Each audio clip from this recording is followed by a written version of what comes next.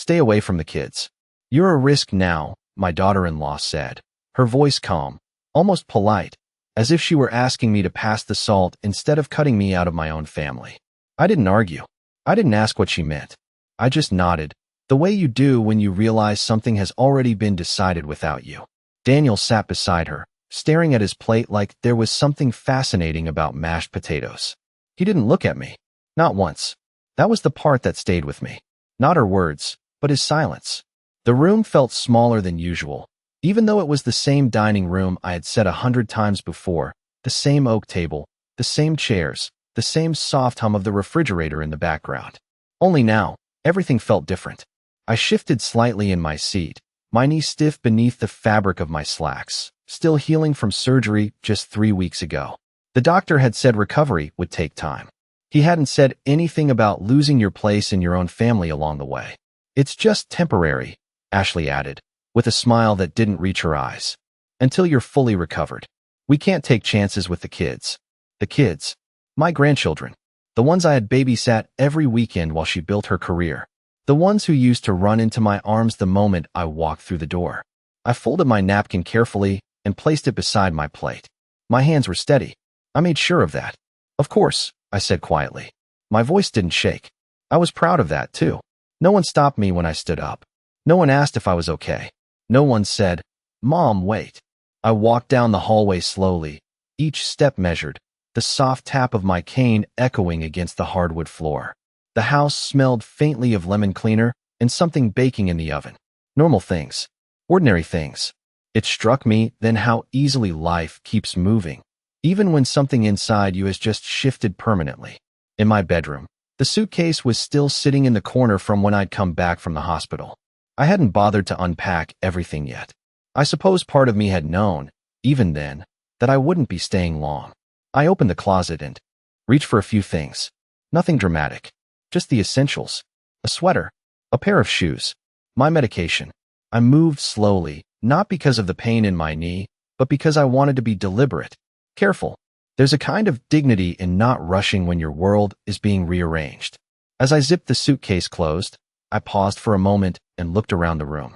32 years of memories lived in that space. Photos on the dresser. A quilt I had sewn myself. The faint outline on the wall where a painting used to hang. I didn't cry. I didn't need to. Some realizations are too quiet for tears.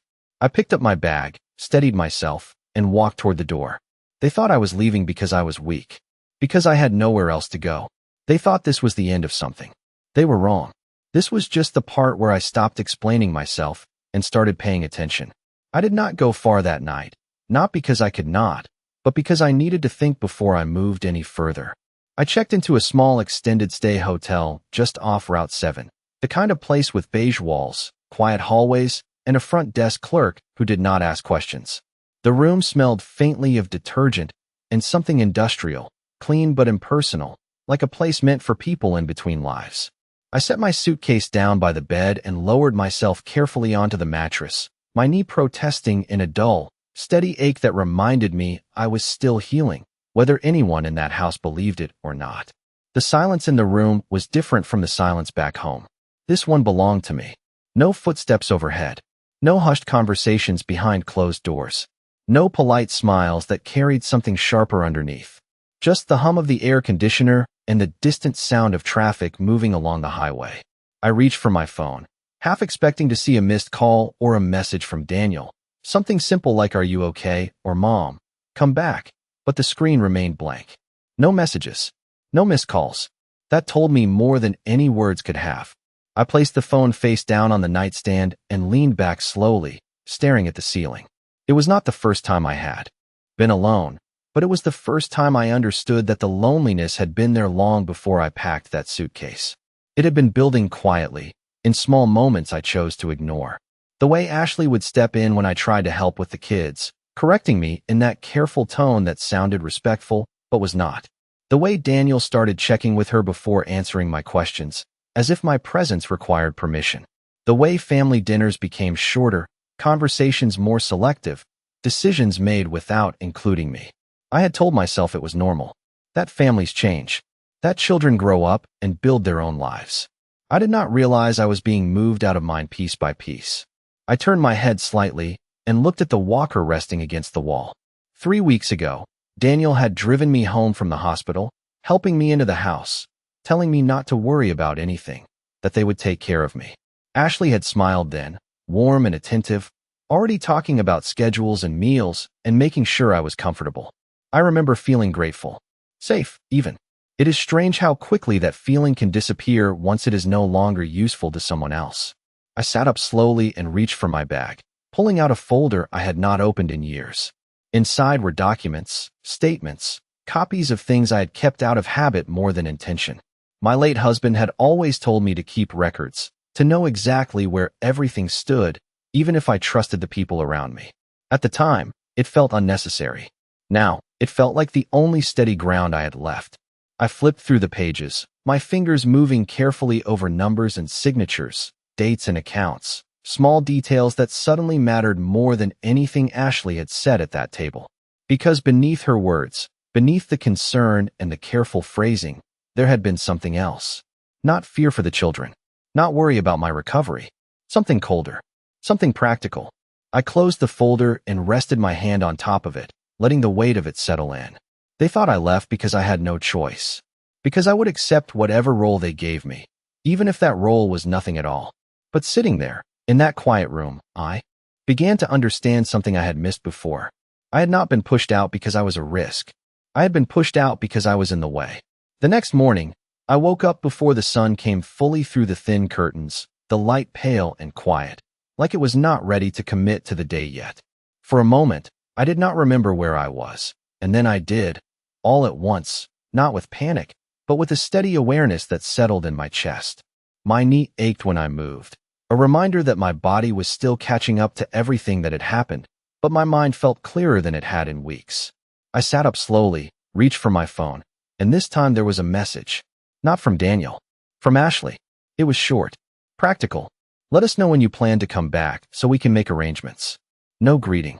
No question about how I was doing. Just logistics, as if I were a piece of furniture being scheduled for delivery. I read it twice, then set the phone down without replying. That told me everything I needed to know about how they saw this situation. Not as a misunderstanding. Not as something temporary. This was a transition, and in their version of it, I was not coming back to the same place I had left. I made coffee using the small machine in the corner of the room, the kind that took single pods and produced something that tasted more like routine than comfort. I wrapped both hands around the cup and stood by the window, watching the parking lot slowly fill with people starting their day, each of them moving with purpose, unaware that somewhere above them, a woman was standing still, piecing together the truth of her own life. It was not one moment that had led here. It never is. It was a pattern built quietly over time, each small change so easy to excuse on its own.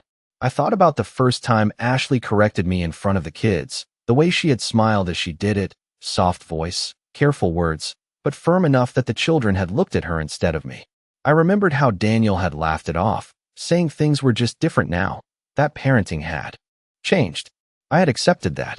I thought about the holidays that became shorter, the invitations that came later and later, sometimes only after I asked. The decisions about school, about vacations, about the house, all made without including me, even though I was still living under the same roof. Each time, I told myself it was normal, that I did not need to be involved in everything, that stepping back was part of growing older. But stepping back is different from being pushed aside. I see that now. I took a slow sip of coffee and let the bitterness sit on my tongue for a moment. Then I set the cup down and reached again for the folder I had opened the night before.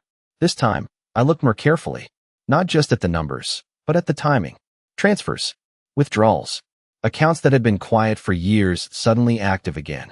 I remembered Daniel asking questions a few months ago, casual at the time, about where certain documents were kept, about how things were structured. I had answered without hesitation.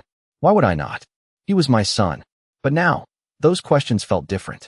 Not curious. Strategic.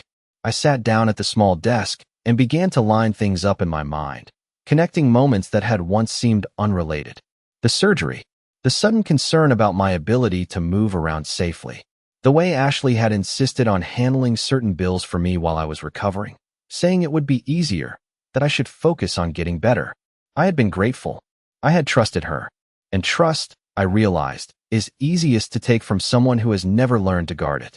I closed the folder again, but this time there was no hesitation in my movement. The uncertainty that had followed me since that dinner was starting to settle into something more solid. Not anger, not even hurt, not in the way it had been before. It was clarity. Quiet, steady clarity. I picked up my phone and looked at Ashley's message one more time. Then I placed it back down without responding. They were waiting for me to explain myself, to fit into whatever plan they had already set in motion. But I had spent too many years explaining, adjusting, making space for everyone else. For the first time in a long time, I decided I would not explain anything at all. Instead, I reached for the hotel phone and asked the front desk for the number of a local attorney. My voice was calm when I spoke, steady and clear. Because if they had been planning something all along, then it was time I understood exactly what it was, and more importantly, what I was going to do about it. I did not have to wait long for the attorney to return my call, and when he did, his voice was calm in a way that suggested he had heard many stories like mine before, even if each one felt unique to the person living it. His name was Robert Klein, and he asked me only a few questions before suggesting we meet that afternoon. I agreed without hesitation. There was something about taking that step, however small it might seem, that made everything feel more real, more grounded, as if I were no longer drifting between confusion and acceptance, but standing on something solid again. I dressed slowly, choosing simple clothes that did not draw attention, a navy sweater, a pair of comfortable slacks, shoes that would not aggravate my knee. The act of getting ready felt different now, not like preparing for a day inside someone else's home, but like stepping into something that belonged to me. The office was about 15 minutes away by car, and I took a taxi, watching the familiar streets pass by through the window, noticing details I had not paid attention to in years. The small grocery store on the corner, the park where I used to take Daniel when he was a child, places that had once been part of my daily life, now passing quietly in the background as if they had been waiting for me to notice them again.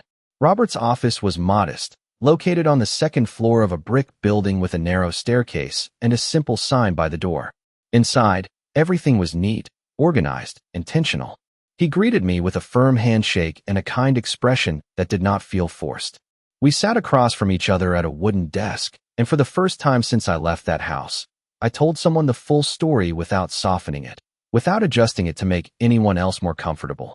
I told him about the surgery, about the dinner, about the words that had been said and the silence that had followed. I told him about the changes I had noticed over the past months, the small shifts that had seemed harmless until they were not. He listened without interrupting, occasionally making a note, his attention steady in a way that made me feel heard rather than managed. When I finished, there was a brief pause, and then he asked a question that stayed with me. He did not ask how I felt. He asked what I owned. The question was direct, almost clinical, but it cut through everything else with surprising clarity. I explained as best as I could, the house, the accounts, the investments my husband and I had built over the years, the things I had always assumed would remain under my control for as long as I was alive. Robert nodded slowly, then turned his computer screen slightly, so I could see. "We need to look at your recent activity," he said, his tone still calm, but more focused now. Together, we went through the statements I had brought, line by line, date by date. It did not take long before patterns began to emerge, small transfers at first, amounts that might not raise concern on their own, followed by larger movements that aligned too closely with the timeline of my recovery to be coincidence. My hands rested quietly in my lap as I watched the screen, the numbers telling a story I had not wanted to believe the night before. Robert did not dramatize it. He did not need to. "Has anyone else had access to your accounts?" he asked.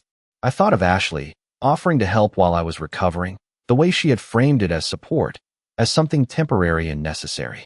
I nodded once. "Yes," I said. The word felt heavier than it should have, but it was honest. He leaned back slightly in his chair, considering everything we had reviewed. "Then this is not about concern for your safety," he said finally. "This is about control." The word settled between us, simple and precise. Control, not care, not protection. I felt something shift again, not in the painful way it had before, but in a way that brought everything into sharper focus. For the first time, the situation was not confusing. It was clear. I had not been pushed away because I was a risk. I had been repositioned because I was an obstacle. Robert closed the file and looked at me directly. "The good news," he said, "is that nothing here is irreversible." I held his gaze for a moment, letting those words settle in. Not irreversible. That meant there was still something to be done, something to be decided. For the first time since that dinner, I allowed myself a small, steady breath, not of relief, but of understanding. Because now, I was no longer reacting to what had been done to me. I was beginning to see exactly what needed to be done next. When I left Robert's office that afternoon, I did not feel overwhelmed the way I thought I would. I did not feel angry either. What I felt was something much quieter, something steadier. It was the feeling of finally seeing a situation for exactly what it was, without excuses, without soft edges, without the need to protect anyone else's image of themselves. The air outside was crisp, and I paused at the top of the steps for a moment, adjusting my balance before making my way down slowly, one careful step at a time. Each movement of my knees still carried a dull ache, but it no longer felt like a weakness. It felt like a reminder. Healing takes time, but it does happen, whether other people choose to acknowledge it or not. I got back to the hotel just before evening, the sky already beginning to dim, the light turning that soft gray blue that settles over everything before night fully arrives. The room looked exactly as I had left it, unchanged, quiet, waiting. I set my bag down and walked over to the small desk, placing the folder in front of me again, but this time I did not open it right away.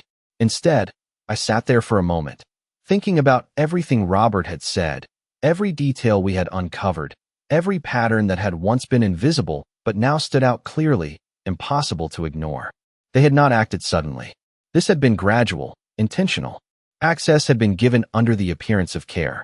Decisions had been made while I was distracted, while I was recovering, while I was trusting. I reached for my phone again, scrolling briefly through old messages, small conversations that had once seemed ordinary. Ashley checking in about bills. Daniel asking where certain documents were stored. It was all there, laid out plainly. If only I had known how to look at it then. I set the phone down and opened the folder, turning to the pages Robert had marked. My eyes moved more confidently now, recognizing what I was seeing, understanding what it meant. Numbers were no longer just numbers. They were actions, choices, intentions. I took a slow breath and reached for a pen, making a few notes in the margin, not because I needed to, but because writing it down made it feel real in a different way. It anchored everything. After a while, I closed the folder and leaned back in the chair, letting my gaze drift toward the window. The parking lot lights had come on, casting long shadows across the pavement. Somewhere below, a car door closed, followed by footsteps fading into the distance. Life continuing, as it always does.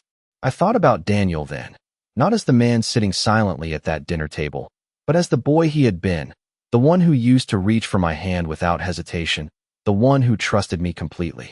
That version of him felt far away now, not gone, but buried beneath something else, something shaped over time, influenced, adjusted, guided by someone who understood how to position herself exactly where she needed to be. And Ashley, I realized, had never raised her voice, never created open conflict. She had not needed to. Control does not always look like force. Sometimes it looks like quiet adjustments, like suggestions, like small shifts that no one questions until the entire structure has changed. I stood up slowly and walked toward the mirror, studying my reflection for a moment. The woman looking back at me was not the same one who had sat at that dinner table. Not because everything had been resolved, but because something inside her had settled into place. I was no longer trying to understand why this had happened. I already knew. The more important question now was what I was going to do about it. I returned to the desk and picked up my phone, scrolling until I found Robert's number. I did not call. Not yet. Instead, I opened my notes and began to write down what needed to be done, step by step. Not rushed, not emotional, just clear and precise. Accounts to secure, access to remove, documents to update, conversations to delay. Because if they had taken their time building this, then I would take mine dismantling it. Carefully, quietly, completely. I set the phone down and closed my eyes for a brief moment, not out of exhaustion, but to mark the shift. They believed I had left with nothing but a suitcase and a weak knee. They believed they had already won something that belonged to them. But sitting there, In that quiet room, I understood something they had overlooked. I was not starting over. I was starting from a place they had never fully seen, and that was going to make all the difference. The next morning, I did not rush. That was the first difference. In the past, I would have moved quickly, trying to fix things, trying to smooth over discomfort before it could turn into something worse. But there was nothing to fix now, not in the way I used to think. There was only something to handle, and handling requires patience. I made another cup of coffee and sat at the desk, the folder already open, the pages arranged neatly in front of me. The numbers no longer intimidated me. They spoke clearly now, each entry a small piece of a larger pattern, and I read them the way I should have from the beginning, without assumptions, without trust filling in the gaps. I picked up my phone and called the bank first. My voice was calm, steady, polite. I confirmed my identity, answered their questions, and then requested what needed to be done. Access changes, authorization reviews, notifications set to come directly to me and no one else. The woman on the other end of the line was efficient, professional, unaware that the simple actions she was processing were quietly shifting control back into my hands. When the call ended, I did not feel dramatic relief. I felt alignment, as if something that had been tilted was now being set straight again. Next, I called Robert. This time, I did not ask questions. I confirmed decisions. We discussed the next steps, the documents that needed to be updated, the protections that needed to be put in place. He spoke in precise terms, outlining options without pressure, and I chose carefully, not out of fear, but out of clarity. A trust, revised, authority, safeguards that would ensure no one could move anything without my knowledge again. Each decision was deliberate, each one closing a door that had been left open for too long. After I hung up, I sat back and allowed myself a moment to think, not about what I had just done, but about what they would expect next. They would expect confusion, hesitation, maybe even an apology. They would expect me to come back, to ask what I had done wrong, to adjust myself so that I could fit into the space they had decided I should occupy. That expectation was the one thing I could use. I reached for my phone again and opened Ashley's message. I had not responded the day before. That silence had been intentional, and I would continue to use it carefully. I typed a short reply, nothing emotional, nothing revealing. I will be away for a few days. I will let you know when I am ready to talk. I read it once, then sent it. No explanation, no reassurance, just a statement. I placed the phone down and watched it for a moment, knowing it would not take long for a response to come, but when it did, I did not pick it up right away. Control is not only about what you do.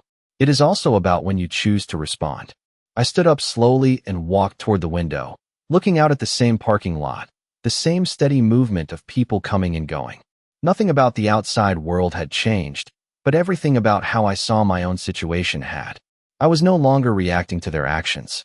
I was setting the pace. I was deciding the timing.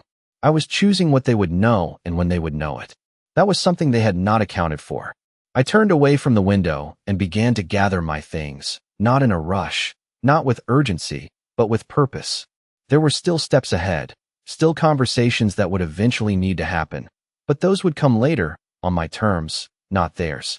For now, what mattered was that the foundation had shifted. Quietly, completely. They believed they had moved me out of the center of their lives. What they did not realize was that in doing so, they had removed themselves from the center of mine, and that changed everything. The reply came faster than I expected. My phone lit up on the desk, the screen glowing softly in the dim light of the room, and for a moment I let it sit there, untouched. Timing matters. I had learned that now. When I finally picked it up, Ashley's message was exactly what I thought it would be, measured, controlled, but carrying a sharper edge beneath the surface. We need to talk sooner rather than later. The kids are asking questions. I read it once, then again, noticing what was there and what was not. Not a single word about me. Not a single question about how I was doing, whether I was safe, whether I needed anything. Only urgency. Only pressure. I set the phone down without responding and let the silence stretch a little longer. If she was feeling urgency, that meant something had shifted on her end. Something she had not expected. I sat back in the chair and thought through it carefully, step by step. Access had already begun to close. Notifications had been redirected. The quiet flow of information she had grown used to was no longer moving the same way. That kind of change does not go unnoticed by someone who depends on it. I stood up and walked slowly across the room, my knees still stiff but steadier now, the movement no longer cautious in the same way it had been just days before. Healing shows up in small ways first. Balance, confidence, the ability to stand without thinking about it. I reached for my bag and pulled out a small notebook, the one I had started using the day before, and flipped it open to a blank page. Then I began to write, not in long sentences, not in explanations, but in short, clear lines.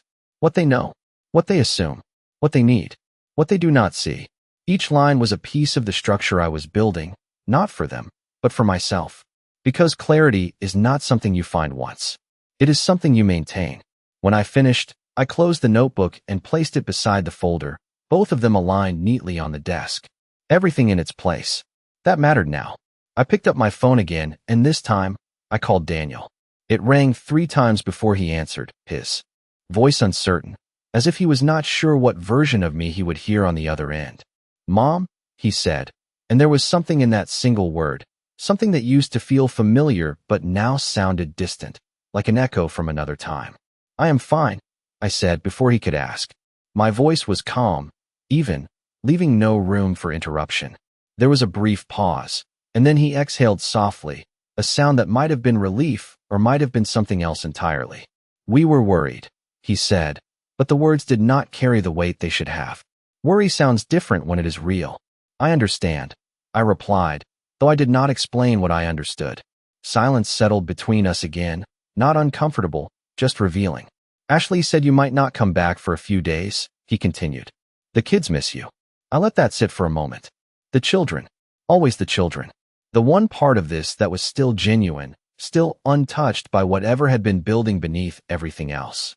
"I will see them soon," I said, and I meant it, though not in the way he expected. Another pause. Then, carefully, he asked, "Are you coming home?" I looked toward the window as he spoke, the same steady movement of cars, the same quiet rhythm of the world continuing outside, unchanged by the question he had just asked. Home. The word felt different now. Not gone. Not erased. But redefined. "Not yet," I said simply. No explanation. No apology. Just the truth. I could hear him shift slightly on the other end, adjusting to an answer he had not prepared for. "Okay," he said finally, though it did not sound like agreement. It sounded like uncertainty. We ended the call shortly after that, without conflict, without resolution, just a quiet acknowledgement that something had changed and neither of us was going to pretend otherwise. I set the phone down and remained where I was for a moment, letting the stillness settle around me again. They were beginning to feel it now, the shift, the absence of control they had not realized they depended on. And that was exactly where I needed them to be, not confronted, not warned, just aware enough to start questioning what they thought they understood. Because once someone begins to question, the ground beneath them is no longer steady, and that is where everything else begins to change. By the 3rd day, the silence between us had taken on a shape of its own, something that stretched quietly but deliberately, like a line neither of us was willing to cross without purpose. I did not rush to fill it. That was the difference now. Before, I would have called, explained, reassured, made sure no one felt uncomfortable for too long. Now, I understood that discomfort had its place. It revealed things people would never say out loud. My phone buzzed again that afternoon, not a message this time, but a call. "Ashley." I let it ring once, twice, 3 times, then answered, my voice steady, neutral. "Hello." There was no greeting on her end, only a brief pause, as if she had expected me to answer differently. "Margaret, we really need to figure out what is going on," she said, her tone controlled, but tighter than before. "The bank flagged something this morning. They said there were changes." I leaned slightly against the desk, not surprised, not even particularly interested in sounding surprised. "Yes," I said calmly. "There were." Silence followed, heavier this time. Not confusion. Calculation. I could almost hear it. "You should have told us," she said finally, the word "us" placed carefully, as if it carried weight it no longer had. I let that sit for a moment before responding. "I am telling you now." Another pause. I could picture her expression without seeing it, the slight narrowing of her eyes, the way she would be adjusting her thoughts, trying to understand where the control had shifted and how quickly. "This affects more than just you," she continued, her voice firming up. We have responsibilities. Plans. Plans. The word landed exactly where I expected it to. Not concern. Not care. Plans. I straightened slightly, my knee holding steady beneath me. So do I replied, my tone unchanged. It was not confrontational. It did not need to be. There is a kind of strength in not raising your voice, in not explaining beyond what is necessary. She exhaled softly, a sound that carried frustration now, no longer fully hidden. Daniel is confused, she said. He does not understand why you would do this without talking to us first. I allowed myself a small pause before answering, not to create tension, but because the truth deserved to be placed carefully. That is interesting, I said quietly. Because I do not remember being included in the conversations that led to your decisions. The line went completely silent then. Not interrupted. Not disconnected. Just still. It was the first time I had said something directly, not emotional, not reactive, just accurate. When she spoke again, her voice had changed, softer on the surface, but sharper underneath. We were trying to help you, she said. I closed my eyes for a brief moment, not out of exhaustion, but to mark the moment for what it was. This was the version of the story she would hold on to, the one that made her actions reasonable, even generous. I know that is how you see it, I replied. I did not argue. I did not correct her. There was no need. Some perspectives do not change because you challenge them. They change when they no longer work. When are you coming back? She asked, more directly this time. The question was not about my well-being. It was about access, about control, about timing. I looked toward the window again, the same steady rhythm outside, the same sense that life continued regardless of what was being decided in this small, quiet room. I will let you know, I said. Simple. Final. There was nothing more to add. She did not respond immediately, and when she did, it was brief. We cannot keep things on hold like this forever. I almost smiled at that, not out of humor, but out of recognition. Things had already been on hold, just not in the way she realized. You will not have to, I said, and ended the call before she could say anything more. I placed the phone down gently and stood there for a moment, letting the quiet return. The shift was complete now, not loud, not dramatic, but undeniable. They knew something had changed. They just did not understand how much. And that was exactly where I needed them to be, aware enough to feel it, but not enough to stop what was already in motion.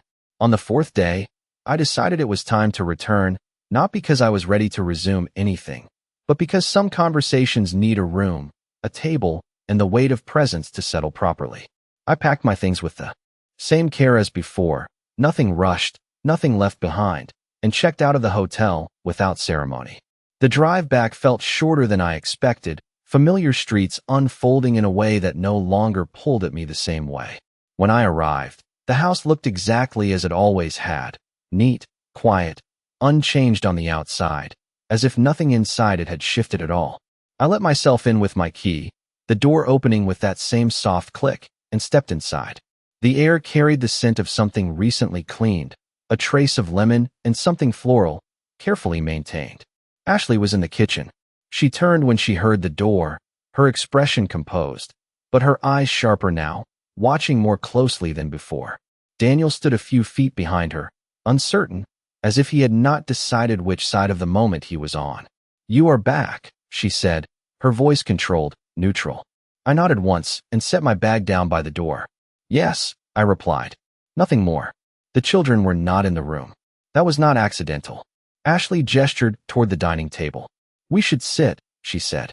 I walked over slowly, my knees steady beneath me, and took my usual seat. Not because it was expected, but because it still belonged to me. They sat across from me, the same positions as before, but the balance of the room had shifted in a way that did not need to be spoken. For a moment, no one said anything. Then Daniel cleared his throat. Mom, we just want to understand what is happening, he said. His voice carried something softer than before, but still uncertain. I looked at him, really looked this time, and saw the hesitation, the distance, the part of him that was still trying to fit everything into something simple. I understand that, I said calmly. Then I reached into my bag and placed the folder on the table, sliding it forward just enough for both of them to see. Ashley's eyes moved to it immediately, her posture shifting slightly, almost imperceptibly, but enough. She recognized it. Of course she did. I met with an attorney. I continued, my voice steady, even. We reviewed everything. I did not raise my voice. I did not accuse. I simply stated what had already been done. Daniel frowned slightly, confusion giving way to something closer to realization. Everything, he asked. I nodded. Accounts, transfers, access.